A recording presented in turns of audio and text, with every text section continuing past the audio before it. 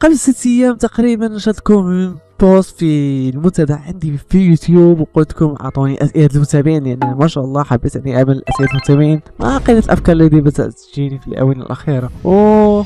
طازية الخرب 19 تاريخ بس، ولهذا راح اجاوب على جميع تعليقاتكم. وما شاء الله عملت بوست ثاني في نفس اليوم قلت لكم اعطوني اسئله كمان واعطوني 24، يعني تقريبا 40 تعليق. وما شاء الله في هذا الفيديو جاوبت عليهم كلهم، فاي تعليق علقت في هذا البوست راح تجد تعليقي ان شاء الله في هذا الفيديو، فلا تنسى تشوف الفيديو من الاول للاخير لان ما شاء الله هناك اسئله محرجه، هناك اسئله صادمه، هناك اسئله مضحكه والى اخره. فاوعدكم ان هذا الفيديو حيكون ممتع، فلا تنسوا اللايك والشير وتدخل سيرفر الديسكورد رابط في الوصف. وبدون ان نطيل في هذه المقدمه يلا بينا نبدأ.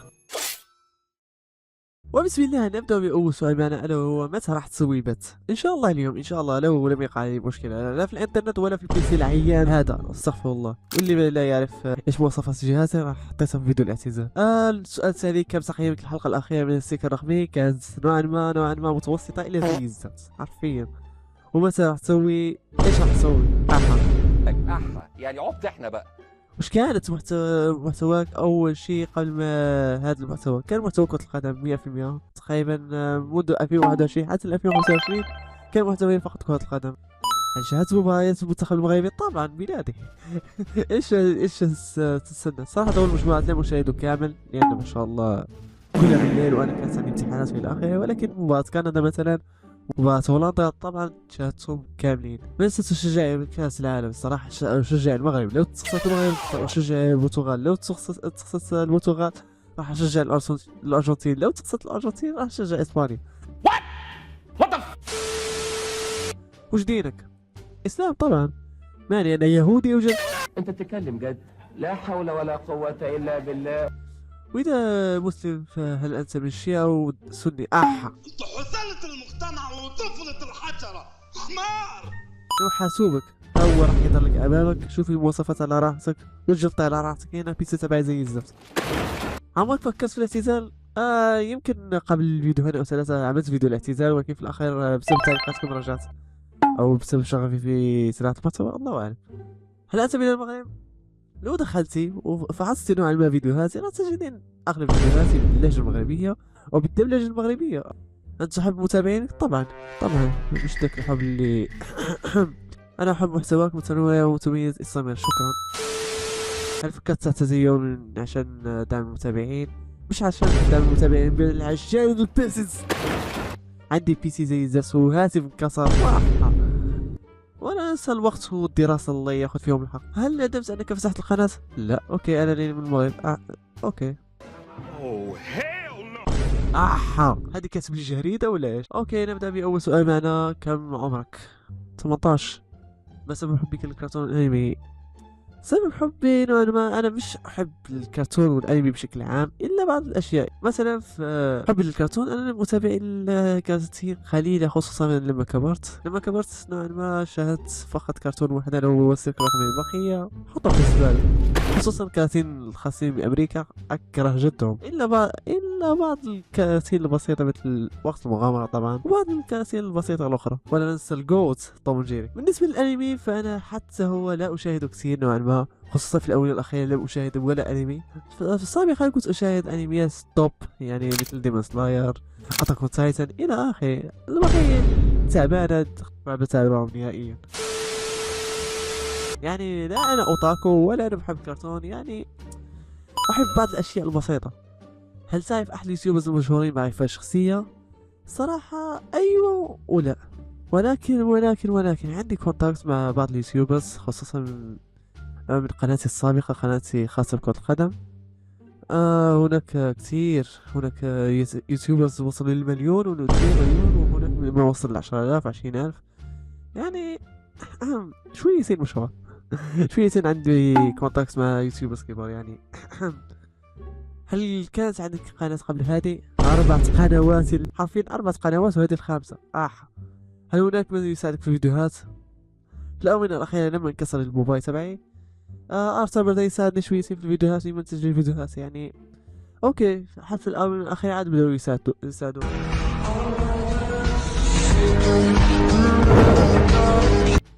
بشجع كيف فتح القناة. صراحة وحدي، أنا الصراحة وحدي. لما شفت خيار إنشاء القناة جاني فضول وأنشأت قناة. إيزي. من أي جهازك في كاس محتوى؟ طبعا من الكيس نوعا ما. انت بتتكلم جد؟ لا حول ولا قوة الا بالله، والله ما اعرف غير منك دلوقتي يا ابو حميد. بغيت نقول لك كنبغيك بزاف. اوكي شكرا. هل تشاهد انيميتس؟ مين هاد انيميتس؟ يمكن بقى يقصد هاد القناة، الله اعلم. كم تقييمك للحلقة الأولى والثالثة والتاسعة؟ اوكي الحلقة الأولى كانت جيدة. الحلقة الثالثة كانت الصراحة كنت من أكثر الحلقات اللي استمتعت بها. والحلقة التاسعة دز أمها في زي الزفت حرفيا. الحلقة الأولى بعض البارتيات البسيطة قيمتها نوعا ما زي أسفل المهم. هل مرة كذبت على متابعيك أو في السوشيال ميديا؟ صراحة لا. هل كنت تشحت لايكات في بدايتك؟ أنا لحد الحين وأنا جالس أشحت لايكات. يلا اعمل لايك يلا. هل تفكر في صناعة كرتون خاص بك؟ يمكن I don't know. هل ترى مستقبل كبير لهذه القناة؟ لو كان دعمكم قوي واشتغلت على حالي حتى أنا، هذه القناة راح تكون من أفضل القنوات. لو ما في دعم توظف هذه القناة وتوظف فيك. احا يعني عبت احنا بقى. وآخر سؤال وأهم سؤال، هل سوف تستطيع إن شاء الله أن تثبت لأمك أن صناعة المحتوى ليست مضيعة للوقت؟ إن شاء الله. المهم اللي بعده، من أي دولة أنت؟ أكثر سؤال جاني. دولة المغرب يا أخي. إيش اسمك؟ وسيم. إيه وطف. قد إيه بتاخذ مصاري من الإنترنت؟ تعلم 0.00000000000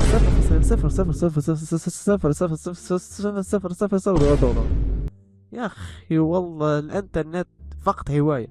أقسم بالله صناعة المحتوى فقط هواية، والله ما باخذ منها ولا ريال حرفيا. لو حابب تتأكد هاي لساتني مش محقق 4000 ساعة، رغم أن عندي فيديوهات فيها 21000، رغم أن عندي فيديوهات فيها 100000، ورغم ذلك لساتني مشاكل 4000 ساعة. الله ياخذ فيها الحق.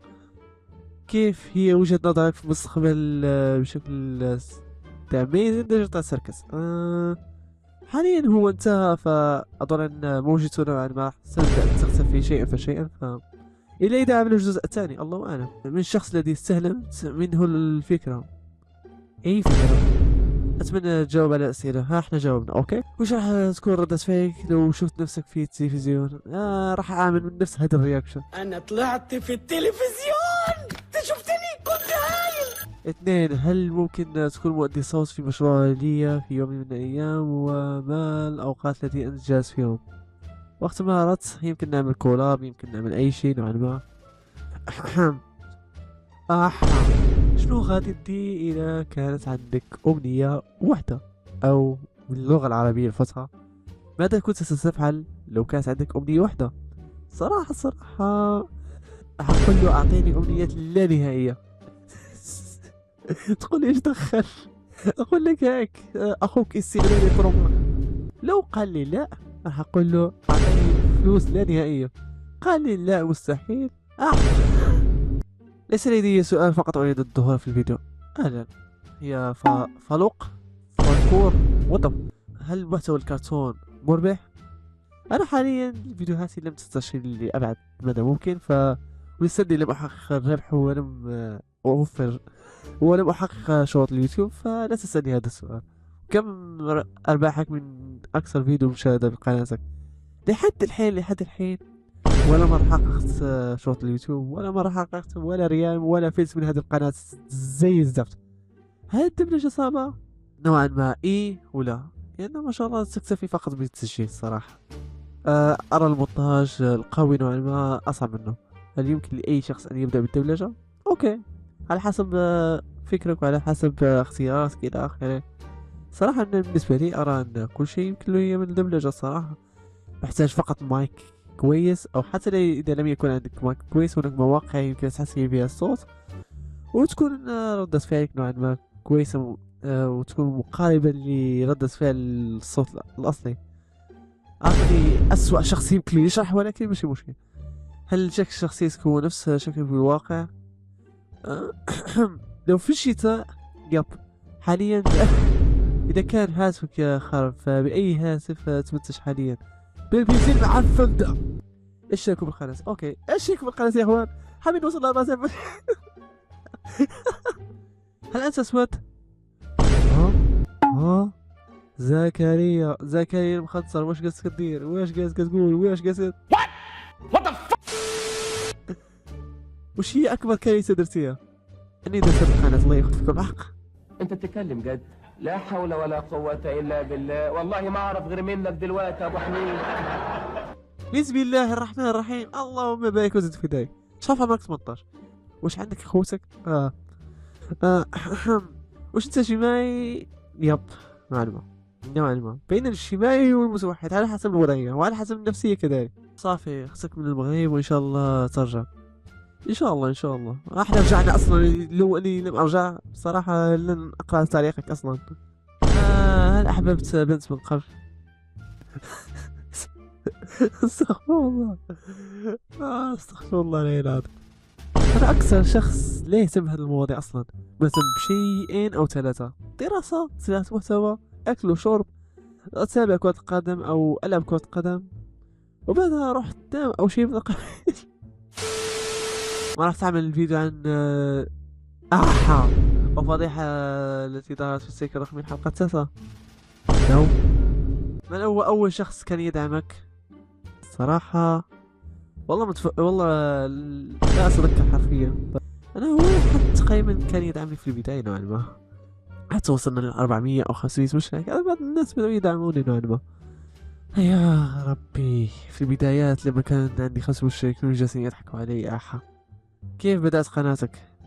بدأت بداية زي الزفت نوعا ما، ولكن مع تطور الوقت وبعد ما عملت فيديوهات الدبلجة نوعا ما طلعت القناة في الأخير سحبت عليه بسبب أن المايك تبعي زي الزفت. شو هي أكثر لعبة فيديو تعجبك؟ هناك عدة ألعاب فيديو، ولكن ما شاء الله بسبب عندي فيديو زي الزفت وهاتف زي الزفت حرمت من كتير ألعاب كان بإمكاني أني ألعبها. صراحة كنت من محبي فالورانت وفورتنايت، ولكن بسبب هذا البي سي الزفت لم أستطع أن ألعبها ولو مرة واحدة يا أخي والله. صراحة من الألعاب التي لعبتها هناك جي تي سان اندرياس، هناك بيس وفيفا، يعني أكثر الناس التي يحب كورة. هناك دي ال اس دريم ليج سوكر، ماينكرافت، وهناك كثير ألعاب. يعني رغم أن البي سي تبعي زي الزفت، ولكن جربت عدة ألعاب تشتغل على مواصفات أبو كلب مثل هذا البي سي. من هو أكثر كرتون تكرهه؟ أكثر كرتون أكره في هذه الحياة حرفيا أي كرتون متخلف نازل في ام بي سي 3 أو كارتون نتورك. حرفيا جميع كراتين كارتون نتورك في الآونة الأخيرة كلها زي الزفت وكل أكرهها بدون سكر، إلا الكراتين القديمة نوعا ما اللي نوعا ما منطقي شويتين. أما حاليا كلهم أبو كلب. ما هي الشخصية اللي تكرهها في الألعاب؟ لو كنت ألعب ألعاب راح أقول لك الصراحة أنا أقل شخص كان يلعب ألعاب نوعا ما. أتابع فيديوهات، أشاهد ريلز، أعمل محتوى، بس ألعاب قليل من الأوقات اللي لما ألعب لعبة نوعا ما، إلا إذا لعبت ماينكرافت أو بيس أو فيفا بس. والحمد لله على السلامة بعودتك. لا تخبص أصلا. من وين أنت؟ أكثر سؤال جاني حرفيا. المغرب. هل تدرس؟ لا بشطح. صراحة يب لساتني انتهيت من ثالثة ثانوي أو دوزيام باك، وإن شاء الله العام الجاي جامعة. هل عندك أرباح أخرى بدون أرباح اليوتيوب؟ وين أرباح اليوتيوب أصلا؟ وين أرباح اليوتيوب أصلا؟ وكم تطلع من أرباح في اليوتيوب؟ متى راح تطلع وجهك؟ الصراحة لو وصلنا ل10,000 مشترك طالب منكم فقط 10,000، مش بعض اليوتيوبرز الذي يقول لك حتى نوصل ل1,000,000 حتى نوصل ل100,000. طيب منكم 10,000، فإذا وصلتوا معي في هذا الفيديو راح الفيديو الجاي راح أظهر بوجهي مباشرة. أنت من أي بلد؟ يا أخي والله مليت. ما هو أجمل أنمي وكرتون شاهدتهم؟ لو تقصدين الأفضل بالنسبة لي أرى أتاك أون تايتن كأفضل أنمي، وستيك الرقمي أو وقت المغامرة كأفضل كرتون. ونمر للسؤال اللي بعده من ضحى خالد: ما اسم برنامج المونتاج الذي تستعمله؟ الصراحة في البي سي استعمل اوبن شوت وشوت كات الذي استعمله حاليا، وفي الهاتف ان شوت. هل انت مغربي؟ واش اخوتي مالكم العار والقناة كلها مغربية. لا كمان واحد من منصات يوتيوب $0. ونمر للسؤال اللي بعده من وسيم نفس اسمي طبعا. كم عمرك؟ 18. كم تقييمك للسلك الرقمي؟ 7/10 بسبب الحلقة الأخيرة. وش كرتونك المفضل؟ توم جيري. شويتين السلك الرقمي ووقت المغامرة. وش يوتيوبك المفضل؟ كاين فاروق لايف، كاين مساحة، كاين محمد عدنان، بشار العربي. يا أخي العدد كثير من الناس الذي يحبهم نوعا ما في صناعة المحتوى. هناك مثلا بالنسبة لأصحابي كاين إلياس أو هاروكي في قناته في اليوتيوب. صراحة يوتيوبر ممتاز صراحة. اسمي وسيم من المغرب، وإن شاء الله توصل ل10,000 مشترك إن شاء الله. والسؤال الأخير، والحمد لله أخيرا انتهينا من الأسئلة. من وصال، ما هي ألعابك المفضلة؟ الألعاب المفضلة باختصار وكما قلت لكم سابقا ذكرت بعض الأسماء فما بحتاج أني أعيد مرة أخرى. أكثر شخصية كرتون تحبها؟ يمكن جامبول، غالبا هذه الشخصية نوعا ما بحبها. هناك فين مثلا. صراحة كثير شخصيات نسيتهم، والله كثير شخصيات نسيتهم، ولكن هذا اللي جاوني في بالي. وطبعا توم جيري، طبعا هذه الشخصيات صراحة بحبها كثير. هل ستصنع كرتون خاص بك؟ فكرة انك مغربي او عربي وحابب انك تصنع كرتون شوية صعبة، فيمكن في المستقبل لو تسهلت الامور واصبحت عندي امكانية مادية وفراغ في الوقت راح اعمل قصة او يمكن اصنع كرتون خاص بي. هل تكتب قصة؟ صراحة عندي افكار في دماغي ومحتاج اني اكتبها، ولكن كانت عندي دراسة ومشاكل الى اخره، فحاليا يمكن اكتبها حاليا في الورق. واظن ان خلاص خلصنا الاسئلة. اتمنى ان الفيديو قد اعجبكم واستمتعتوا به. لا تنسوا اللايك سبسكرايب، ولا تنسى تدخل سيرفر ديسكورد، رابط في الوصف. ركز لي الرابط في الوصف. حابين نوصل ل 200 عاطفة بأقرب وقت ممكن. ولا تنسى تشوف الفيديوهات المقترحين وتشارك الفيديو مع أصحابك، وإلى اللقاء.